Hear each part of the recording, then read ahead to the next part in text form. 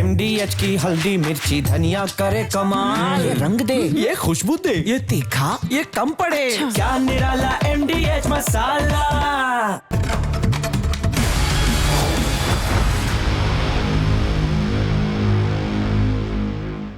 Hello नमस्कार। आज हमारे साथ पूछता है भारत में ये स्पेशल एपिसोड है।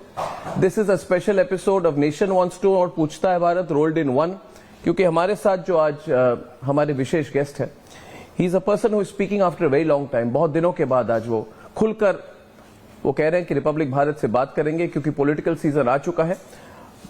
भारत के one of the most prominent political personalities and मुख्यमंत्री महाराष्ट्र के देवेंद्र फडणवीस जी हमारे साथ हैं। देवेंद्र जी नमस्कार, thank you, nice to meet you. All ready for campaigning? बहुत दिनों के बाद आपके साथ पॉलिटिकल इंटरव्यू करने का मौका मिला है। पिछली बार आपके साथ मिला था मैं, आज हर साल तो हमारी इंटरव्यू होते हैं, मगर 2 साल पहले मिला था, उस समय आपने कहा था मुझे कि कुछ होने वाला है, और उसके बाद ही जो एनसीपी टूट गई, यानी कि आपने तोड़ दिया, और आप वो इंडिकेशन आपने दी थी मुझे मेरे लोअर परेल के ऑफिस में, मगर एक्शन 2 दिन बाद हुई। तो इस बार क्या होने वाला है? मुझे लगता है कि हर बार आपको मिलता हूं तो शायद सहयोग से, प्रयोग से नहीं, कुछ ना कुछ बहुत बड़ा पॉलिटिकल होता है। नहीं, इस बार अभी बहुत ज्यादा बड़ा पॉलिटिकल होने के लिए कुछ बचा नहीं है। इतना ही होने वाला है कि मैं ऐसा मानता हूँ, महाराष्ट्र में अभी 29 म्यूनिसिपल कॉरपोरेशंस के चुनाव चल रहे हैं। इन 29 में मुझे ऐसा लगता है कि ऑलमोस्ट ऑल 29 में हमारा प्रदर्शन अच्छा होगा, और हम लोग करीब 27 में तो पक्का जीतेंगे, ऐसा मुझे आज लग रहा है। बीजेपी शिवसेना हमारा जो अलायंस है, या कई कुछ जगह अलायंस नहीं भी है, लेकिन जहां अलायंस है वो अलायंस को पकड़कर हम लोग 27 जगह पर जीतेंगे, ऐसा मेरा मानना है। तो फडणवीस जी, जीतने के लिए आपकी पॉलिटिक्स में मैंने देखा है पिछले 4-5 साल से, जब से आपके साथ एक तरह से बिट्रेल हुई 2019 में, आपने अपनी पॉलिटिकल स्ट्रेटेजी बदल दी। आप कह रहे हैं कि मुझे पॉलिटिक्स में डेवलपमेंट लाने के लिए मुझे पॉलिटिक्स ड्राइव करना होगा, इसलिए आप एक नई फडणवीस स्टाइल पॉलिटिक्स ला रहे हैं। You tie up here there with anyone, even आपके जो कोalition पार्टनर्स है भी वो इधर उधर करते हैं। लगता है कोई एक कोहेरेंट कोalition नहीं है महाराष्ट्र में, it is a कोalition for power. Maharashtra में हम लोगों ने जब ये चुनाव आया तभी तय किया कि चूंकि ये कार्यकर्ताओं का चुनाव है। देखिए, विधानसभा का चुनाव, लोकसभा का चुनाव नेताओं का चुनाव होता है, ये कार्यकर्ताओं का चुनाव है। कार्यकर्ताओं के चुनाव में अगर हर जगह हम लोग अलायंस करेंगे, तो जहां मसलन अब पूना की बात अगर हम करें, तो पूना में अजित पवार की पार्टी, हमारी पार्टी नंबर 1 है, उसके बाद उनकी पार्टी है, तो उसके कारण जो जगह उनको देनी पड़ेगी, हमारे कार्यकर्ताओं पर अन्याय होगा, उनके कार्यकर्ताओं पर अन्याय होगा, शिंदे जी के। इसलिए हमने इस बार ये तय किया कि जहां अलायंस कर सकते हैं, नेचुरल अलायंस की कुछ जगह जैसे थाने है, कल्याण डोंबिवली है, वहां हम करेंगे। जहां नहीं हो सकता है वहां हम फ्रेंडली फाइट करेंगे। और हमने इससे पहले 280 नगर पालिकाओं के चुनाव हुए, वहां पर भी ये स्ट्रैटेजी रखी। उसका परिणाम ये हुआ कि 75% जगह हमें लोग चुनकर आए, और मुझे लगता है कि इस बार भी हमारी यही स्ट्रैटेजी है। हाँ, इस स्ट्रैटेजी में एक ही एब्रेशन है, और वो एब्रेशन हुआ है पूना और पिंपरी चिंचवड़ में, जहां पर अजित पवार जी की पार्टी शरद पवार जी की पार्टी के साथ गई है। वरना हमने ये तय किया था कि 3 पार्टियां एक दूसरे के साथ जहां कन्वीनियंट हो वहां एक साथ जाएगी या अलग जाएगी। नहीं, मगर आइडियोलॉजी कहां जाएगा? एबरेशन दूसरे जगह पे भी हुई है। अंबरनाथ म्युनिसिपल काउंसिल में आप कांग्रेस पार्टी के साथ गए, वहां पे एक लोकल फॉर्मेशन बनी गई है, अंबरनाथ विकास अघाड़ी, जिसमें आप लोकल लेवल में देखें तो BJP is an alliance with the Congress. Fadnavis ji, nation wants to know, पूछता है भारत, कि कोई भी छोटे जगह में भी हो, लोकल भी हो, कांग्रेस और बीजेपी के बीच में टैक्टिकल अंडरस्टैंडिंग कैसे हो सकती है? नहीं होनी चाहिए, मगर हुई है। नहीं, मैं आपको बताना चाहता हूं, बिल्कुल होनी नहीं चाहिए। जहां तक मुझे अंबरनाथ की जानकारी थी, वहां राष्ट्रवादी के साथ हमारा अलायंस हो रहा था, और शिवसेना से भी बात चल रही थी, क्योंकि वहां पर बीजेपी और शिवसेना हम ही नंबर 1 नंबर 2 पार्टी है। हमारा नगराध्यक्ष चुनकर आए, उनके लोग भी चुनकर आए हैं। लेकिन इस प्रकार से अगर लोकल लोगों ने कांग्रेस से साथ वहां पर अलायंस किया होगा, तो मैं इसको गलत कहता हूं। ये नहीं होना चाहिए, और इसके लिए मैं उनसे सवाल पूछूंगा। आप सवाल पूछेंगे? पूछूंगा। आप कांग्रेस बीजेपी नहीं, कांग्रेस के साथ अलायंस नहीं accepted. It's not accept. Then how has it happened? नहीं देखिए, ये तो छोटे छोटे शहर है, यहाँ पर लोकल लेवल पर कई बार निर्णय हो जाते हैं। हर निर्णय तो हम तक नहीं आता ना, हम तो बड़े निर्णय हमारे तक आते हैं, छोटे निर्णय कई बार नहीं आते। कई बार लोकल कन्वीनियंस क्या होता है, जैसे मसलन वहां पर का जो एक समझ लीजिए हमारे मित्र पार्टी का जो नेता होता है और हमारी पार्टी का नेता, कई बार उनमें इतनी दुश्मनी होती है कि इसको नहीं बैठने देना, इसलिए वो दूसरे को ले लेता है, लेकिन ये गलत है, ऐसा नहीं होना चाहिए।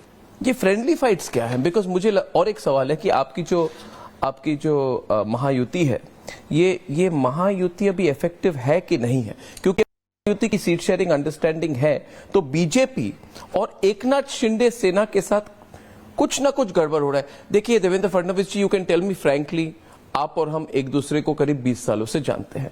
You can be frank with me, जैसे आप शायद दूसरे जर्नलिस्ट के साथ नहीं हो सकते, और लार्ज नेशनल ऑडियंस आपको देख रही है आज। तो ये क्या कुछ कोल्ड वॉर हॉट वॉर जैसी स्थिति हमेशा आपके और एकनाथ शिंदे के बीच में चल रही है? Why is that the case? ये ऐसा क्यों चल रहा है? कोई कोल्ड वॉर भी नहीं है, कोई हॉट वॉर भी नहीं है। Lukewarm war? No, nothing. हम दोनों बिल्कुल साथ में हैं। देखिए, मैं आपको एक बात कहता हूं कि आज से नहीं है, पिछले 10-11 सालों से हम दोनों साथ में ही है और सारे फैसले साथ में मिलकर करते रहे हैं। वो जब उधर भी थे तब भी मेरे संबंध उनसे कभी खराब नहीं थे और आज भी, लेकिन उनको एक पार्टी चलानी है, तो अल्टीमेटली जब पार्टी मैं एक चला रहा हूं, वो एक पार्टी चला रहे हैं, तो कई जगह पर इंटरेस्ट कन्फ्लिक्टिंग होते हैं। क्योंकि हम लोगों को अगर अपनी पार्टी जिंदा रखनी है तो केडर को जिंदा रखना पड़ता है। केडर में सब लोग इतना अंडरस्टैंडिंग नहीं रखते, थोड़ी एडजस्टमेंट तो होनी चाहिए। हाँ, नहीं होती, अब काफी एडजस्टमेंट किए हम लोगों ने। आप देखिए, मैं आपको 2 उदाहरण बताता हूं एडजस्टमेंट के जो बीजेपी ने किए हैं। कल्याण डोंबिवली में हम लोग बड़ी पार्टी भी थे, पिछले बार उनके ज्यादा आए थे, लेकिन पिछले 5-7 सालों में हम बड़ी पार्टी बन गए। आज अगर वहां पर आप सर्वे भी देखें तो हम लोगों को ज्यादा सीटें मिल सकती थी। बावजूद इसके हम लोगों ने, चूंकि पिछले बार उनके ज्यादा आए थे, उनको ज्यादा सीटें दी। आप जलगांव का विचार करेंगे तो जलगांव में पिछले समय हमारी 57 सीटें आई थी, हम सिंगल लार्जेस्ट पार्टी थे, फुल मेजोरिटी हमारी थी, लेकिन अलायंस करना था। जलगांव में हमने तय किया अलायंस करना है, तो हमारे लोगों को समझाया, जिसके 57 कॉर्पोरेटर थे उसने 47 जगह ली।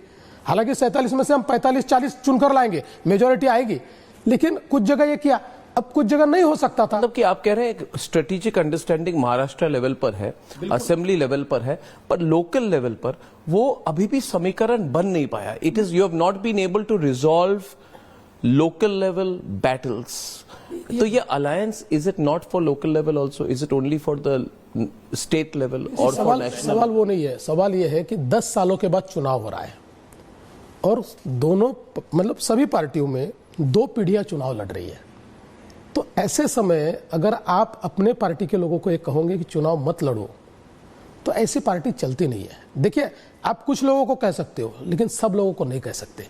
इसलिए 10 साल के बाद जब चुनाव रहे, और हर चुनाव में आप देखिए एक जनरेशन तैयार होती है, ये 17 के बाद की जनरेशन और 22 के बाद की जनरेशन, ऐसे दोनों जनरेशन चुनाव में जब उतरी तो सभी पार्टियों के लिए बड़ा प्रॉब्लम था, इसलिए उसको रिजॉल्व करना बड़ा कठिन है। बात ये भी है, मैं दर्शकों को भी कह दूं कि ये पहली इलेक्शन है बीएमसी के लिए after the split of NCP and the split of Sena, so it is a different election. फिर भी just to push the point, अगर लोग पूछ रहे हैं आजकल दिल्ली में कि अजीत पवार की एनसीपी क्या ये महायुति में है कि नहीं है, what is and you have always said that ये इसमें व्हाट नेशनल हेडलाइंस हो रही हैं।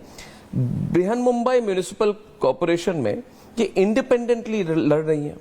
देखिए, 100 सीटों में अपने आप को एक अपने ही अलायंस के खिलाफ इतने बड़े एक देश के रिचेस्ट सिविक बॉडी का इलेक्शन हो रहा है, इतना बड़ा बजट है इसका, तो इससे मैसेजेस गलत जाते हैं। पहला सवाल। दूसरा सवाल आपसे यह है कि लगता है आइडियोलॉजिकली कोई भी लिंक नहीं है अजीत पवार एनसीपी के आपके साथ, क्योंकि आपने अपोज किया था कि नवाब मलिक इस इलेक्शन को लीड कर रहे हैं।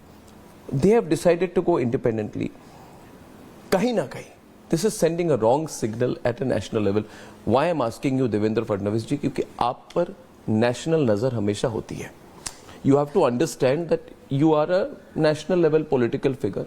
तो लोग कह रहे हैं कि is there a problem in the alliance that Devendra Fadnavis has put together in Maharashtra? देखिए, पहली बात तो ये बात बिल्कुल सही है कि हम लोगों ने इस बात पर ऑब्जेक्शन लिया था कि श्री नवाब मलिक ये अगर आपको लीड करेंगे तो हमारा ऑब्जेक्शन है, ऐसा हमारे अध्यक्ष जी ने बहुत स्पष्ट रूप से कहा था। लेकिन दूसरी बात मैं आपको कहना चाहता हूँ, वो छोड़ दीजिए, वो तो एक बात है ही। जहां तक मुंबई का सवाल है, मुंबई में जब यूनाइटेड एनसीपी भी थी तब भी उनका कोई वजूद नहीं था, उनके 7-8 लोग ही चुनकर आते थे।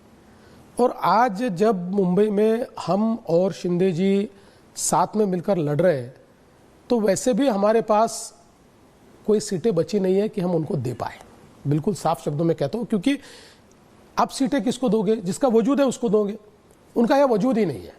यहां पर आप कह रहे हैं Ajit Pawar has no presence? Not in Mumbai, not in Mumbai. Then why is he fighting? Even united, then why is he fighting?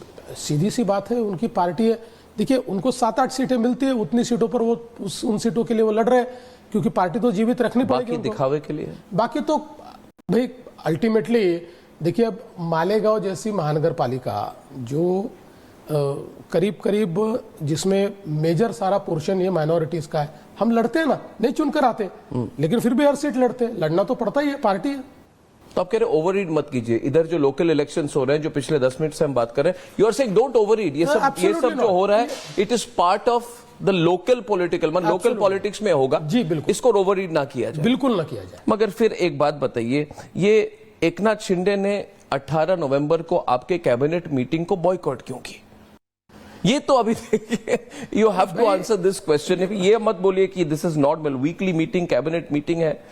और मुझे याद आता है, मैं आपको मुझे याद आता है जिस दिन आप इलेक्ट होके आप ओथ लेकर 2019 को आप मंत्रालय गए थे, आप गए थे, अजीत पवार नहीं गए थे। तो कि मुझे हमेशा लगता है कि अनबन बनती है तभी तो Eknath Shinde boycotted your cabinet meeting. Shinde ji ने बॉयकॉट किया ही नहीं। बॉयकॉट तो नेवर नेवर नेवर बॉयकॉट किया है। नहीं, आप बात समझिए क्यों? अरे भाई, ये नेशनल हेडलाइन हो चुकी है। देखिए, मुझे कई बार ये समझ में ही नहीं आता। उस दिन एकनाथ शिंदे जी ने फोन करके मुझे कहा कि मेरी तबीयत आज ठीक नहीं, मैं नहीं आ पाऊंगा। अजीत दादा को भी कहा, हमने कैबिनेट की बैठक में भी ये बताया कि आज एकनाथ शिंदे जी आएंगे नहीं क्योंकि उनकी तबीयत ठीक नहीं है। इतना सब कहने के बाद वापस न्यूज बन गई, क्योंकि उस समय फाइट हो रही थी, आपकी इंटरनल फाइट हो रही थी सीट शेयरिंग को लेकर। बिल्कुल कोई फाइट नहीं थी, उल्टा हमने सब रिजॉल्व कर दिया था।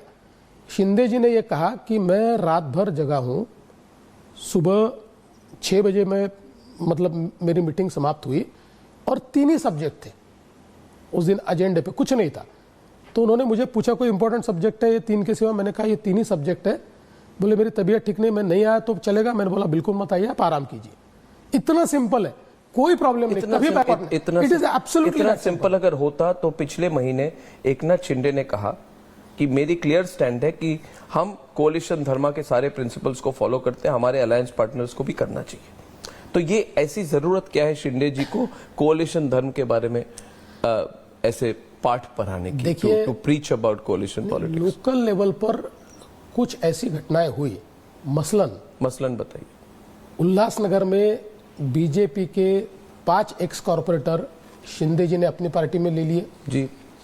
उसके चलते बीजेपी के हमारे लोगों ने पालघर में और कल्याण में कुछ उनके पुराने लोग अपनी पार्टी में ले लिए जी। इसके कारण एक विवाद खड़ा हुआ। उसके बाद हम लोग साथ में बैठे, क्योंकि उनके लोगों में भी आक्रोश हुआ, हमारे लोगों में भी आक्रोश हुआ। हमने साथ में बैठकर निर्णय किया कि लोकल झगड़ों का फायदा हम इस प्रकार से उठाएंगे नहीं। कई बार होता है मेरी भी पार्टी में आदमी नाराज हो जाता है तो तुरंत उसको वो ले ले, ठीक नहीं है। हमने देखा था नीलेश राणे, उन्होंने 25 लाख कहा कि बीजेपी वर्कर मालवान में उनके घर से मिला, ये भी उन्होंने वीडियो बनाई। तो उस समय पीक हो गई थी इस फाइट, बिल्कुल पीक हो गई थी। आप मानते हैं कि पीक हुई थी? लोकल फाइट पीक हुई थी? बिल्कुल हुई थी, 100% हुई फाइट थी। लेकिन उसके बाद हमने बैठकर जी ये फैसला किया और उसके बाद आप देखिए, न उनका कोई व्यक्ति हमने पार्टी में लिया, हमारा कोई व्यक्ति उन्होंने पार्टी में नहीं लिया, कोई बयानबाजियां नहीं हो रही है, बिल्कुल ठीक सारी चीजें चल रही है।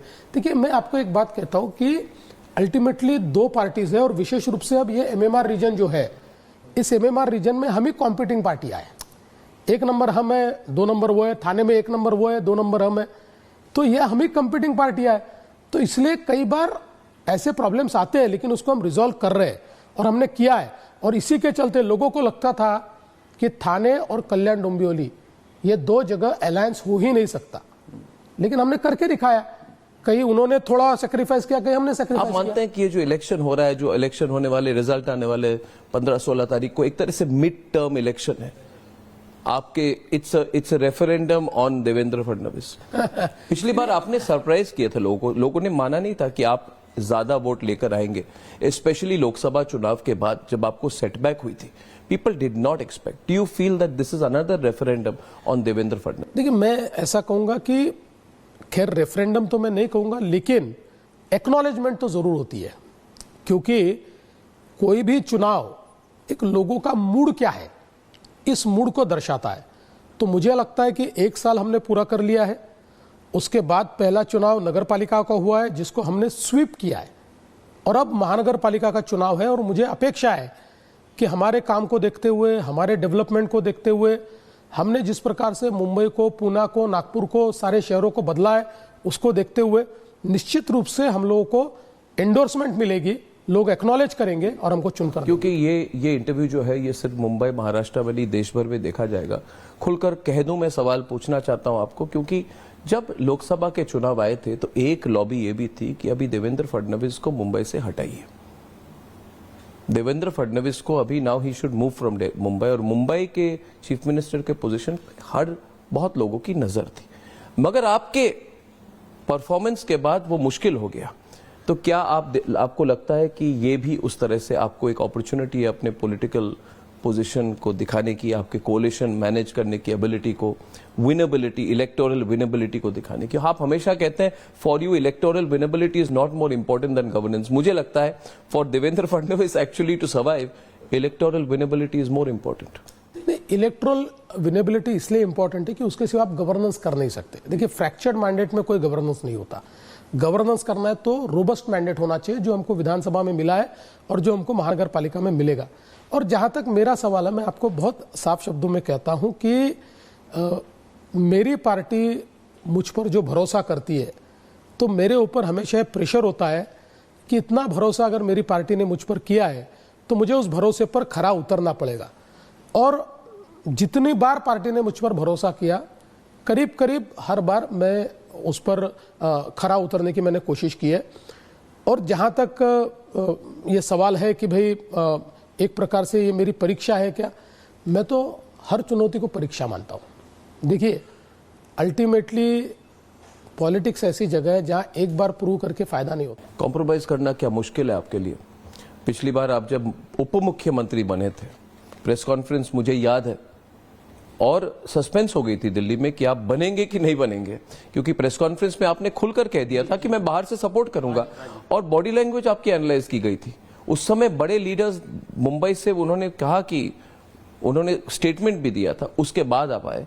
कॉम्प्रोमाइज थी, मगर आपने अपने पार्टी के लिए किया। मगर क्या कॉम्प्रोमाइज करना मुश्किल हो जाता है एट अ पॉइंट? जब देखिए, अभी देखिए अजीत पवार, सॉरी मैं स्पेसिफिक, अजीत पवार जी खुलकर बोल रहे हैं, आप पे पॉट शॉट ले रहे हैं, कह रहे जो हमारे पे 70,000 करोड़ के एलिगेशंस करते थे, वो उनके साथ मैं सरकार में बैठा हूं। ये बात उनको कहने की जरूरत क्यों थी? देखिए, पहली बात तो यह है कि कोई भी कॉम्प्रोमाइज करना ये आसान नहीं होता, इसमें तो कोई दो राय नहीं है।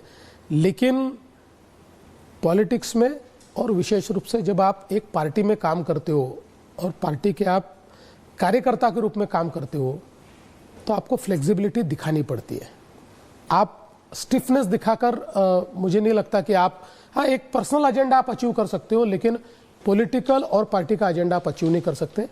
इसलिए जब जब पार्टी के हित में कॉम्प्रोमाइज करने की जरूरत पड़ी, मैंने किया है, आगे भी मैं करूंगा। और जहां तक अजीत दादा नहीं, मैं तो ये कहता हूं कि अब इसका जवाब तो अजीत दादा नहीं देना चाहिए, क्योंकि पूना में और पिंपरी चिंचवड़ में वो हमारे खिलाफ लड़ रहे, और मेरी तो स्ट्रेटेजी है, मैं किसी के ऊपर बोल ही नहीं रहा, मुंबई में केवल जवाब। मगर वो आपको याद दिला रहे हैं। मुझे याद है कि आपने बोला चक्की पीसिंग, चक्की पीसिंग, चक्की पीसिंग। आपका बहुत फेमस मीम है बाय द वे, चक्की पीसिंग वाला मीम है ना? मैं आपको एक बात बताऊं, ये जो कोई जो इरिगेशन का उस समय जो स्कैम हुआ था, आज भी उस कैंप में कम से कम 15 चार्जशीट दाखिल हुई है, कई लोगों के ऊपर क्रिमिनल चार्जेस फ्रेम हुए हैं, कुछ तो अभी केसेस बिल्कुल अंतिम चरण में है जिसमें लोगों का कन्विक्शन भी होगा। तो मैं इतना ही कहना चाहता हूं कि आज इस चुनाव में मैंने ये स्ट्रेटेजी रखी है कि मैं मेरा डेवलपमेंट का प्लैंक इसको मैं किसी भी हालत में दूर नहीं होने दूंगा, मेरा फोकस मैं दूर नहीं होने दूंगा, इसलिए मैं किसी चीज का जवाब नहीं दे रहा हूं। वरना आपको तो पता है जवाब देने में तो मेरी जबान जो चलती है वो तो कोई रोक नहीं सकता। कल शरद पवार क्या ओपन रख सकते हैं? ये भी एक स्पेकुलेशन है कि शरद पवार चाहेंगे कि कोई ना कोई एडजस्टमेंट हो जाए। देखिए, चाह सकते हैं, मैं चीजें हमेशा politics is never the same. Devendra ji, it keeps changing over a period of time. I totally agree. देखिए, अब ये है कि पॉलिटिक्स में इतना पानी बह गया है कि मैं तो अब ये समझने वाला आदमी हूं कि never say never, never say never politics में कुछ भी हो सकता है। कांग्रेस और बीजेपी का साथ आना छोड़कर पॉलिटिक्स में कुछ भी हो सकता है। इसलिए मैंने ये कहना, पहले मैं बहुत फर्मली कहता था, मैंने एक जमाने में बहुत फर्मली कहा था कि दुनिया इधर की उधर हो जाए, एनसीपी के साथ हम नहीं जाएंगे। लेकिन परिस्थितियां ऐसी आई कि हमको ब्रेकअवे एनसीपी के साथ जाना पड़ा।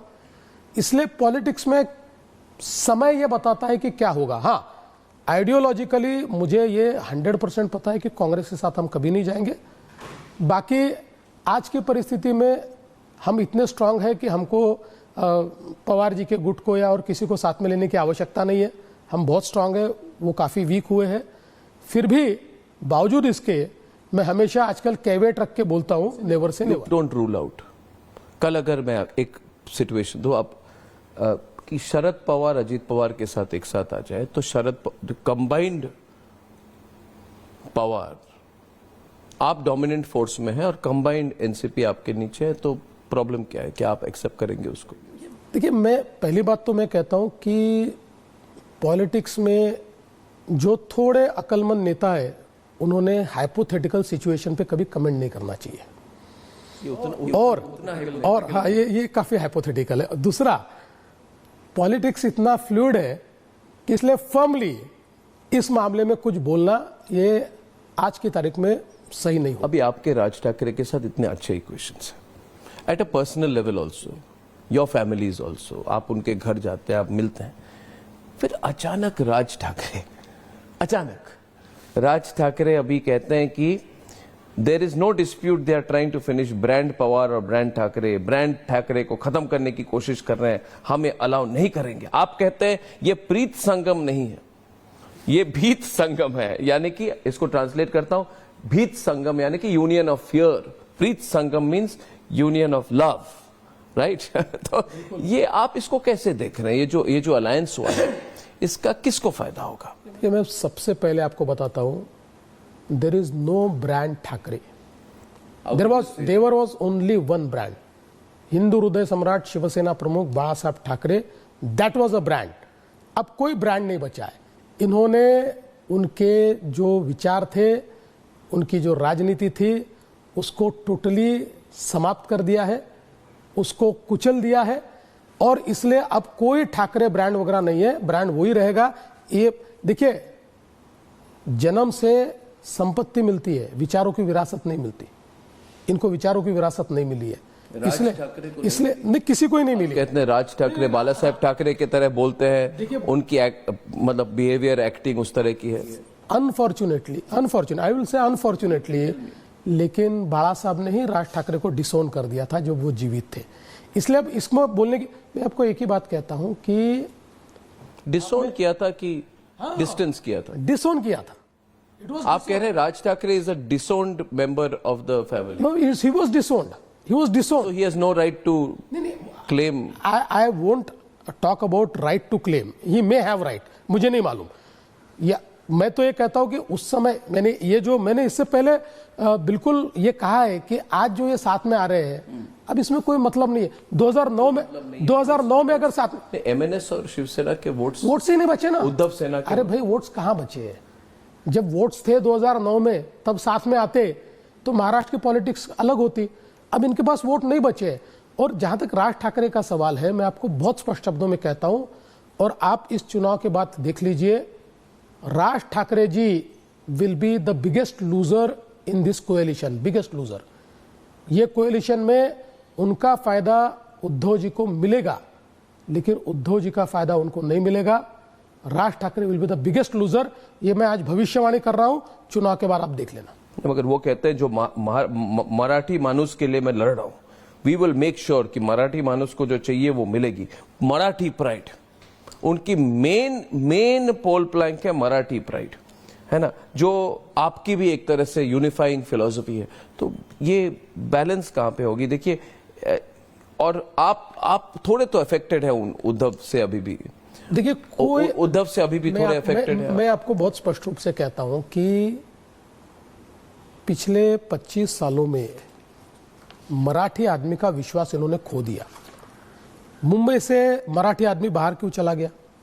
अगर आप सत्ता में थे 25 साल, बीएमसी आपके पास थी, देश की सबसे रिचेस्ट बॉडी ये आपके पास थी, बावजूद इसके मराठी आदमी को मुंबई में घर नहीं मिला। उसको वसई विरार के बाहर क्यों जाना पड़ा? उसको नाला सुपारा के बाहर वो क्यों जाना पड़ा? वो कह रहे देवेंद्र फडणवीस को पूछिए, उनकी पार्टी भी थी हमारे साथ अलायंस में हम पिछले 25 साल से। वो कह रहे हैं कि देखिए ये गलत बात है। देखिए, मैं एक मिनट, आप ये इशू हो गई अभी कंट्रोवर्सी, क्योंकि आप ये कह रहे हैं, आपके पार्टी के लोग खुलकर कह रहे हैं इतने 1000 करोड़ रुपए का स्कैम हुआ, हम इन्वेस्टिगेट करेंगे, उनको जेल में डालेंगे। वो कहते हैं कि बीजेपी को पूछिए, क्या वो हमारे साथ डेप्यूटी में नहीं थे? पहली बात, 2017 में हमने बाहर से रहने की भूमिका ली, हम उनके साथ नहीं गए। और पिछले 3 साल हम नहीं गए, आप ही एक तरह से ना, हम गए नहीं। और जिस समय उनके साथ थे, कॉरपोरेशन में 2 ही पद प्रमुख होते हैं, एक मेयर का होता है, दूसरा स्टैंडिंग कमेटी चेयरमैन का होता है। एक बार भी 25 सालों में क्या हमारा मेयर बना,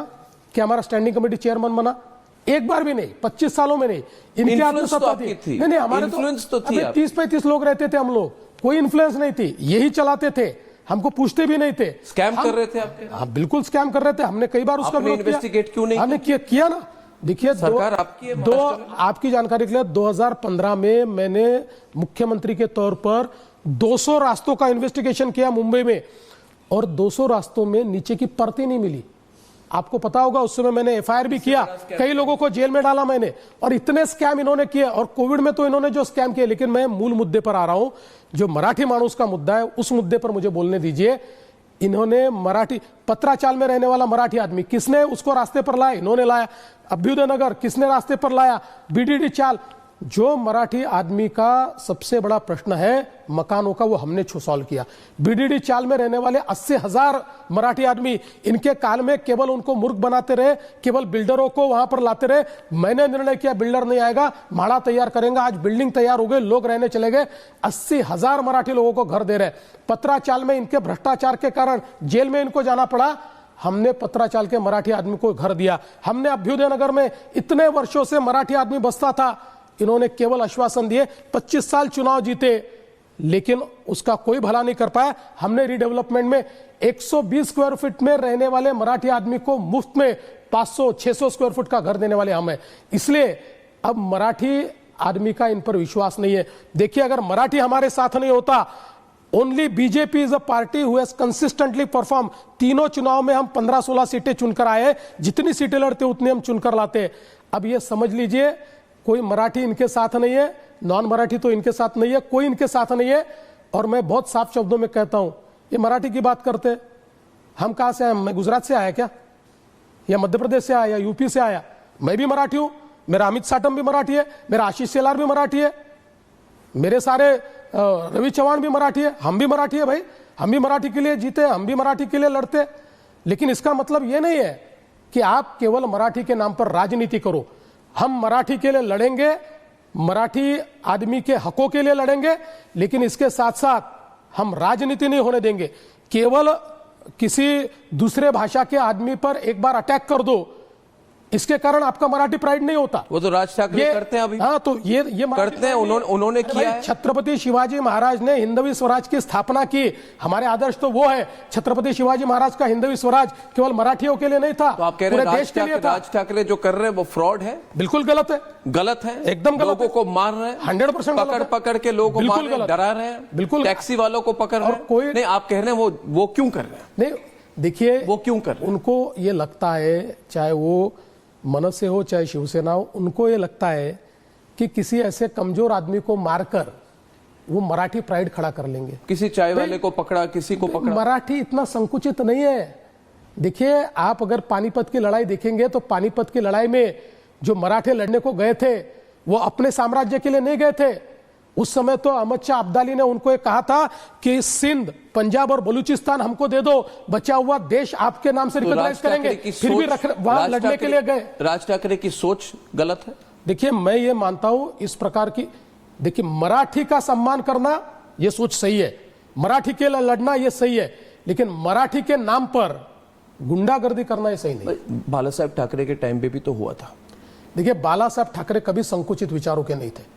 मराठियों के लिए बाला साहब लड़े, लेकिन बाला साहब ने हमेशा जो हिंदू है ऐसे सारे हिंदुओं को बाला साहब ने संरक्षण दिया। फडणवीस जी, अगर चोरी हुई, अगर स्कैम हुआ, अगर कांड हुआ, आपने इतने पैशनेटली बात की। 70,000 80,000 की बजट होती है जो कई सारे स्टेट्स के जीडीपी से ज्यादा है, मुंबई की। इतना बड़ा कांड हुआ मगर आपने किसी बड़े व्यक्ति पर नाम नहीं डाला। जो चला रहे आप हमेशा उद्धव सेना, शिवसेना, उनकी भूमिका के बारे में बोल रहे हैं, मगर अब मुझे लगता है कि आप सॉफ्ट हैं उद्धव ठाकरे पर। आप कभी ये नहीं कहते कि अगर जरूरत पड़ेगा हम हाईएस्ट पॉलिटिकल फिगर्स तक जाएंगे।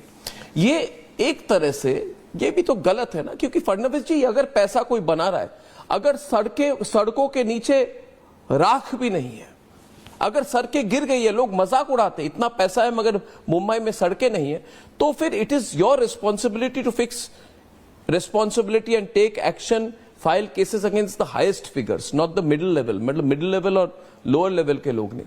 वो आप क्यों नहीं कहते? देखिए, क्यों आप बच के चल रहे हैं उस पर? नहीं, बचने का कोई सवाल नहीं है। ये मोडस ऑपरेंडी ऐसी है कि जिसमें जो उनके महानगर पालिका में काम करने वाले नेता है, उन नेताओं के माध्यम से ये होता है। इसलिए आप देखिए, जब भी कोई स्कैम होता है उसमें डायरेक्ट इन्वॉल्वमेंट ये उनके महानगर पालिका के स्तर के नेताओं का दिखता है। हालांकि उसके बाद का भी इन्वेस्टिगेशन तो चल रहा है। अभी देखिए, मीठी नदी का इन्होंने स्कैम किया। मीठी नदी में 80 करोड़ रुपए सीधे निकाल लिए। मीठी नदी से हम सारे जो ये है गंदगी है वो निकाल रहे हैं ऐसा बताकर, सिल्ट निकाल रहे बताकर, और इतना भयानक स्कैम है। ये लोगों के जो स्कैम है इसमें ट्रक की जगह स्कूटर के नंबर दिखते हैं। सारे पकड़े गए, हमने किसी को छोड़ा नहीं है, सबको पकड़ेंगे। और सबको पकड़ेंगे जी, बिल्कुल पकड़ेंगे। आदित्य ठाकरे की रोल है उसमें? देखिए, उसमें अभी तक तो आदित्य ठाकरे, देखिए अभी तक तो, क्योंकि उनके दोस्त दीनो मोरिया की इन्वेस्टिगेशन अभी देखिए, दीनो मोरिया तो एक्टर है, वो कहां स्पेशलिस्ट बन गए मीडिया? हाँ, बिल्कुल। उनको क्या पता है उसके बारे में? मैं वही कहना चाहता हूं, सिर्फ कनेक्शन है आदित्य ठाकरे के साथ। नहीं, मैं ये कहना चाहता हूं कि आपने बिल्कुल सही बात की और इंगित किया कि दीनो मोरिया का न कोई संबंध था वो पूरे मतलब डिसिल्टिंग के काम से या मिट्टी के शुद्धिकरण के काम से। उनको ही काम मिलता है, उनके लोगों को काम मिलता है, और वो सारा पैसा निकाल कर ले जाते हैं। तो कहीं ना कहीं इसमें मैं ये कहता हूं कि मॉरल रिस्पॉन्सिबिलिटी तो लेनी पड़ेगी। किसको? उद्धव ठाकरे जी को, आदित्य ठाकरे जी को मॉरल रिस्पॉन्सिबिलिटी तो लेनी पड़ेगी, बिल्कुल लेनी पड़ेगी। क्यों? अरे भाई, उनके राज में चल रहा है, उनके इशारों पे चलता था, उनके दोस्तों को दिया जा रहा है। हाँ, उनके साथ के लोग हैं। सिर्फ मॉरल की कुछ और भी? देखिए, आज तो मैं मॉरल ही कहूंगा। इन्वेस्टिगेट करेंगे? देखिए, इन्वेस्टिगेशन चल रहा है इन्वेस्टिगेशन। आप ऊपर तक जाने की कोशिश नहीं कर रहे इन्वेस्टिगेशन में? मैं विच हंटिंग नहीं करता। हाँ, जहां पर कोई सबूत होगा वहां पर निश्चित रूप से पुलिस कार्रवाई करेगी। मैं उसमें आप किसी को स्पेयर नहीं करेंगे? मैं कोई इंटरफेयर नहीं। आप उद्धव ठाकरे हो, स्पेयर नहीं करेंगे? देखिए, मैं आपको बहुत स्पष्ट शब्दों में कहता हूं कि मैं कोई इंटरफेरेंस नहीं करूंगा। पुलिस जो करना चाहती है पुलिस करेगी। But to the very top जाएंगे? अगर देखिए जहां तक सबूत जाते हैं वहां जाएंगे।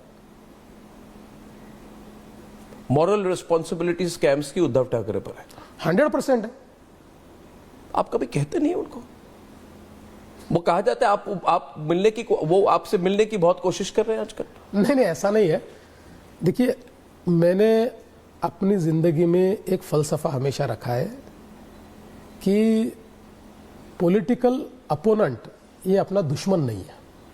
सो एक जाती दुश्मनी मैंने किसी से रखी नहीं है, इसलिए कोई मिलता है तो हम बात भी करते हैं। देखिए, उनके साथ आज भी चाय पीने को मुझे कोई प्रॉब्लम नहीं है, क्योंकि वो मैं पॉलिटिकली या जिस प्रकार से उन्होंने एडमिनिस्ट्रेशन चलाया है इसका अपोनेंट हूं मैं, जिस प्रकार का भ्रष्टाचार हो उसका अपोनेंट हूं मैं।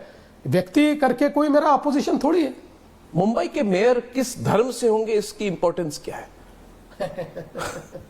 वारिस पठान ने कहा कि कॉन्स्टिट्यूशन कहती है इक्वालिटी, कोई पठान, खान, अंसारी, शेख, कुरैशी मेयर हो सकता है, और कहते एक दिन ऐसा भी आएगा जब हिजाब पहनकर कोई महिला मुंबई की मेयर बनेगी, और वो दिन आएगा। उसके जवाब में फडणवीस जी, जो अपने आप को रिस्ट्रेंट कर रहे हैं आजकल बहुत, उन्होंने कहा, मगर मैं ये भी नोटिस कर रहा हूं कि कई बार आपकी रिस्ट्रेंट नहीं रहती, आपने कहा कि कई लोग कह रहे हैं कि बुर्का पहन के कोई महिला मेयर बनेगी, मगर जो लोग मराठी मानुस और मराठी प्राइड की बात कर रहे हैं वो ये कहें, और आपने कहा कि मराठी होंगे और हिंदू होंगे, मराठी एंड हिंदू। अब लोग कहते हैं, देखिए, मैंने उनका चेहरा जो है जी, उसका नकाब उतार दिया। किसका? क्योंकि उद्धव ठाकरे जी की पार्टी का जो नकाब है वो मैंने उतार दिया। इसलिए उतारा कि जब यहां पर कौन महापौर बनेगा ऐसा सवाल आया, और एक मीरा भाईंदर में स्टेटमेंट हुआ कि मीरा भाईंदर में उत्तर भारतीय महापौर बनेगा, उसको मुंबई में लाकर ऐसे टूट पड़े वो लोग मानो जैसे मुंबई में कोई भूचाल आ गया।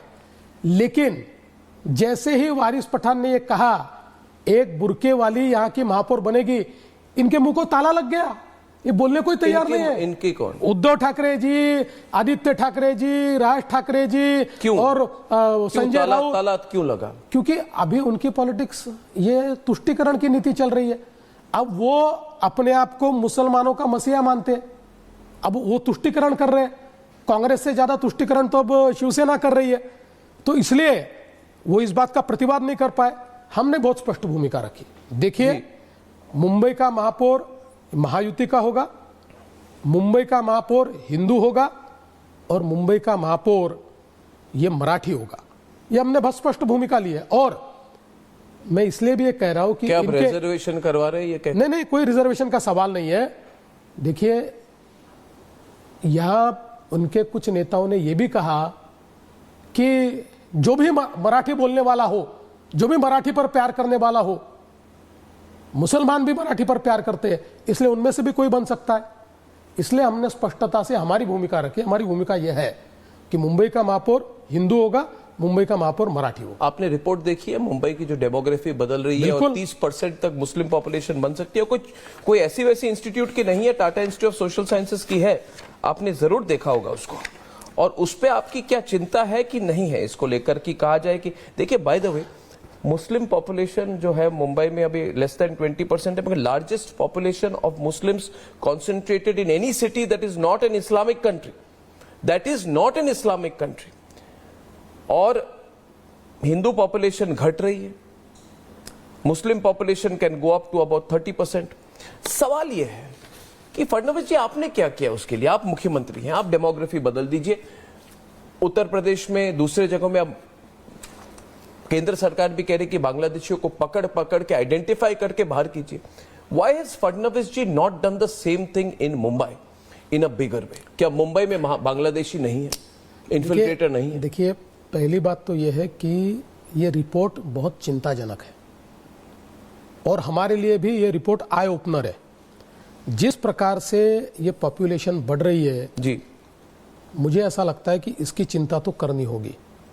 जहां तक बांग्लादेशियों का सवाल है, देखिए, मैं कोई बहुत उसके बारे में विज्ञापन करके तो चीजें नहीं करता हूं, लेकिन जो बांग्लादेशी डिपोर्ट हुए हैं उसमें शायद सबसे बड़ा हिस्सा ये मुंबई का और महाराष्ट्र का है। मैं आपको बता रहा हूं, ये मुंबई का और महाराष्ट्र का है। और आप ज्यादा पब्लिसाइज नहीं करते? नहीं करेंगे। क्यों? ये पब्लिसिटी की बात नहीं है, देखो उसमें कोई स्कोर करने की बात नहीं है, ये तो हमारा कर्तव्य है। और मैं आपको आज बता रहा हूं कि हम लोग आगे भी ये करते रहने वाले हैं। अभी हम लोगों को इनकी मोडस ऑपरेंडी ध्यान में आ गई है। ये लोग पश्चिम बंगाल में आते हैं, पश्चिम बंगाल में कागजात तैयार करते हैं और फिर कागजात तैयार करके मुंबई में आते हैं। अभी इस मोडस ऑपरेंडी को हमने रिवर्स ट्रैक कर लिया है और उसके कारण कैसे ट्रैक किया? जो जितने लोगों को पकड़ा उनका इन्वेस्टिगेशन करके हमने उसकी एक एक कड़ी समझ ली है और उस कड़ी को समझकर अब इनका रूट क्या है ये हमने तय किया है। और फिर स्पेशली हमने मुंबई के डेवलपर्स को, बिल्डर्स को ये कहा है, होटेलियर्स को कहा है, ये 2 हॉटबेड है, होटल्स और डेवलपर कम्युनिटी, इनको कहा है कि इसके बाद आप बिना पहचान के और बिना वेरिफिकेशन के इस प्रकार से अगर केवल सस्ता मजदूर मिलता है इसलिए बांग्लादेशियों को लाओगे बंगाल से तो आपके ऊपर भी कार्रवाई होगी।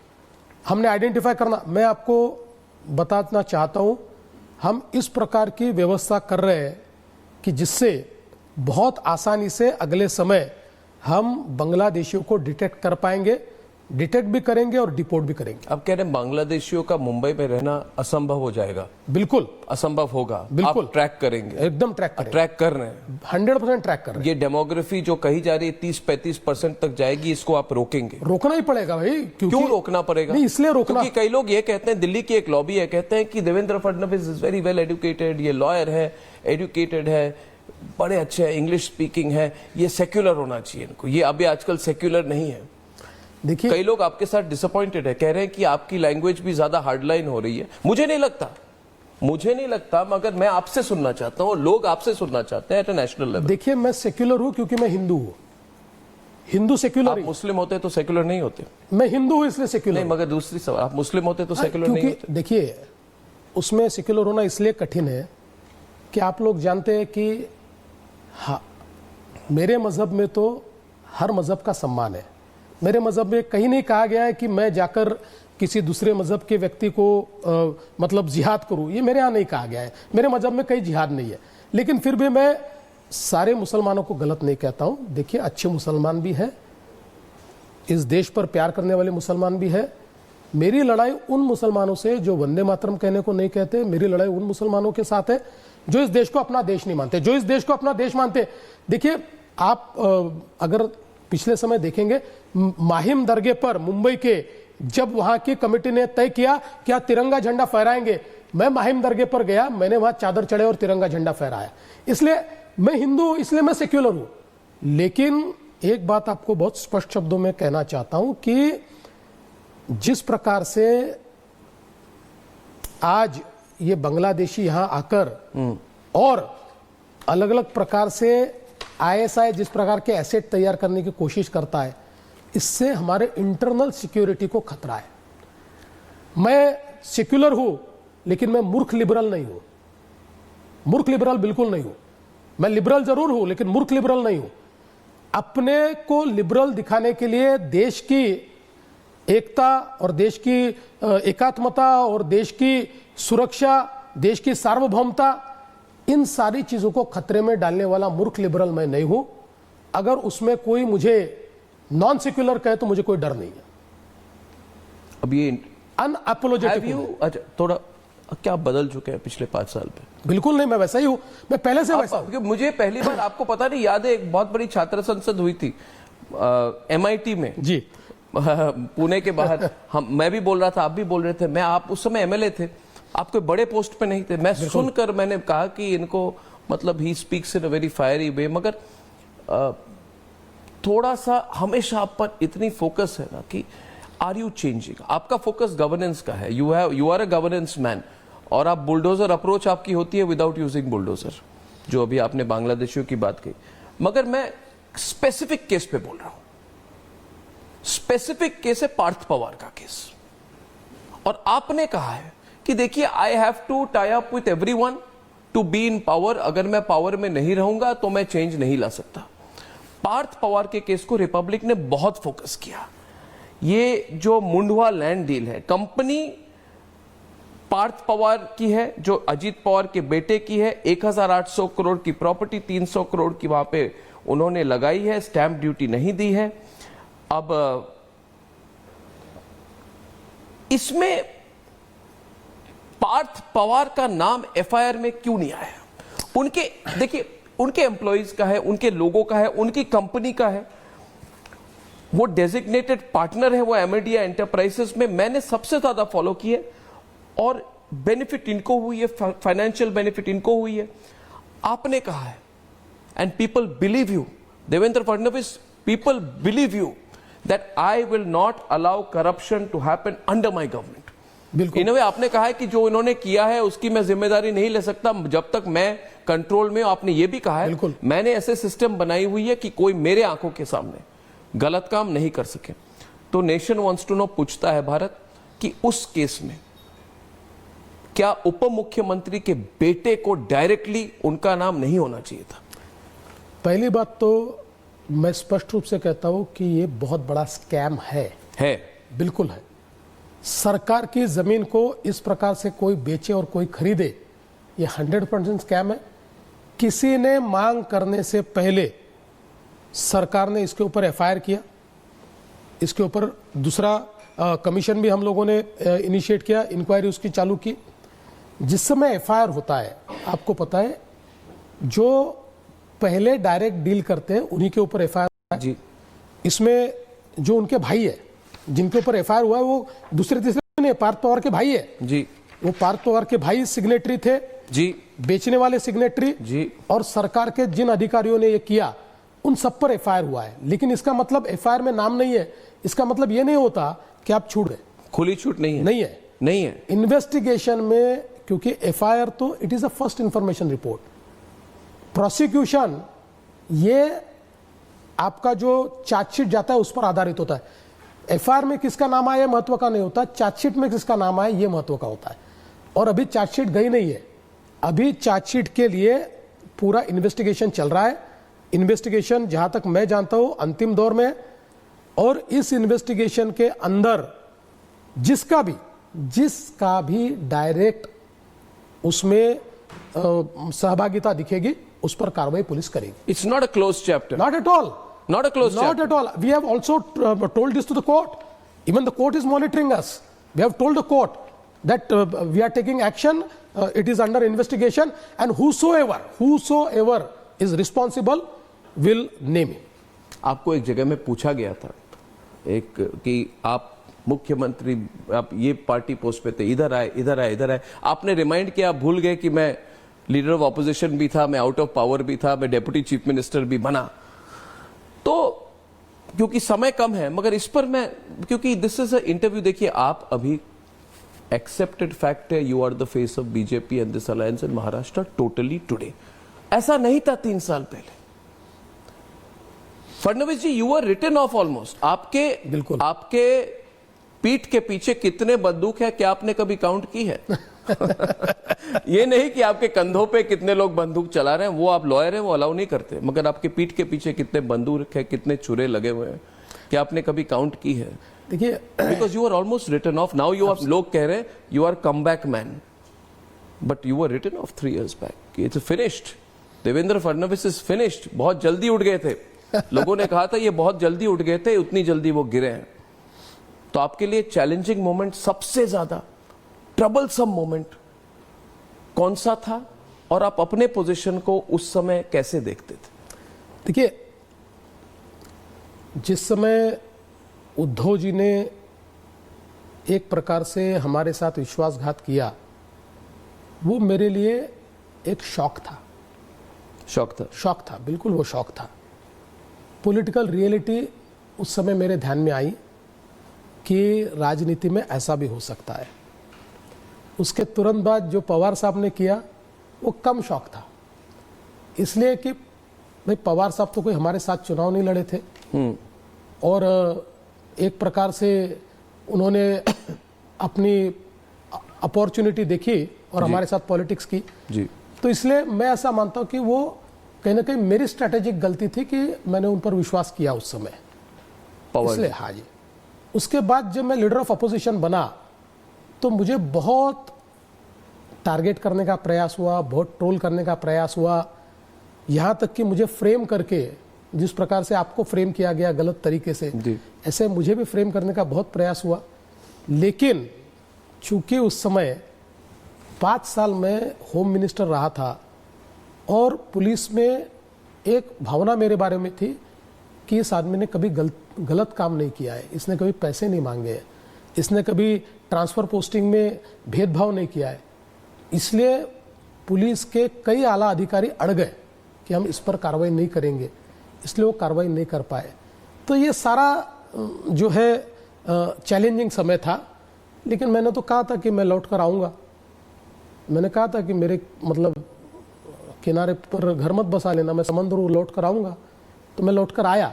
इसलिए मुझे लगता है हाँ, ये बड़ा चैलेंजिंग टाइम था, लेकिन इस चैलेंजिंग टाइम से मुझे फ़ायदा ये हुआ कि now Devendra Fadnavis is more matured politician.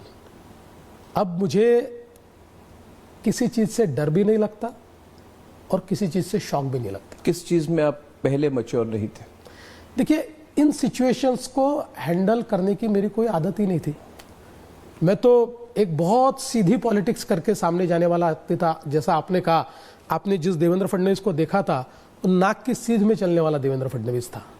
लेकिन बाद में देवेंद्र फडणवीस को ध्यान में आया कि पॉलिटिक्स में कभी कभी आपको स्ट्रैटेजी भी करनी पड़ती है और कभी कभी आपको सामने वाले को पटकना भी पड़ता है। क्या आपको लगता है इस सब में आपके गवर्नेंस पर फोकस कम, आपके पॉलिटिक्स पर ज्यादा हो गया नेशनल लेवल पर? बिल्कुल नहीं। देखिए, अगर आप ये इलेक्शन, आप प्रेडिक्शन दीजिए मुझे कि क्या होगा, क्योंकि सब लोग लाइव कवर करेंगे, पहला बड़ा इंटरव्यू है। What you see as the result of the election? What is your vision? क्योंकि इतनी पॉलिटिक्स की चर्चा हुई, डेवलपमेंट की नहीं हुई, मगर अभी जब हम मुंबई में आते हैं, कोस्टल रोड से आते हैं, तो हम एयरपोर्ट से सीधे नारिमन पॉइंट 35 मिनट पे पहुंच जाते हैं। तो फोकस आपका गवर्नेंस पे है, कैसे डिवाइड करते हैं? What is your vision? देखिए, मतलब मैं शब्द गलत इस्तेमाल कर रहा हूं जी, लेकिन पॉलिटिक्स मेरा साइड बिजनेस है, मेरा मेन बिजनेस गवर्नेंस है। मैं राजनीति ये करनी पड़ती है इसलिए करता हूं, मैं गवर्नेंस वाला आदमी हूं। और मुंबई को हमने बदल के दिखाया है। मैंने बताया, मुंबई में आज आम आदमी को घर देने का काम हम कर रहे हैं। मुंबई में कोस्टल रोडों, मुंबई में अटल सेतु हो, 450 किलोमीटर की मेट्रो का नेटवर्क हो, मुंबई में एसटीपी तैयार करने का काम हो, मुंबई के नए मुंबई का एयरपोर्ट तैयार करने का काम हो, हर चीज में जिस प्रकार से मुंबई को हमने बदला है, लोग अचंभित हो जाते हैं। और इतने कम समय में डिलीवरी है, 5-5 सालों में हमने डिलीवरी करके दिखाई है। इसलिए जो आदमी मुंबई में आज आता है, मुंबई का बदला हुआ स्वरूप देखता है। और मैं आपको कहता हूं, अगले 5 सालों में एक देश की सबसे अच्छी सिटी और एक बहुत ही इंटरनेशनल सिटी के रूप में आप मुंबई को देखोगे। क्योंकि अब मुंबई में इंफ्रास्ट्रक्चर के साथ साथ एनवायरनमेंट भी हमारा फोकस है। हम मुंबई को एक सस्टेनेबल सिटी बनाएंगे और निश्चित रूप से केवल मुंबई नहीं, मुंबई, पुणे, नागपुर, जितने हमारी बड़े शहर है, ये सारे बड़े शहरों को हम अच्छा बनाएंगे। बहुत बहुत धन्यवाद। I wish you all the best. Thank you. Thank you very much Fadnavis ji, बहुत बहुत धन्यवाद। Enjoy talking to you. Thank you, thank you, thank you.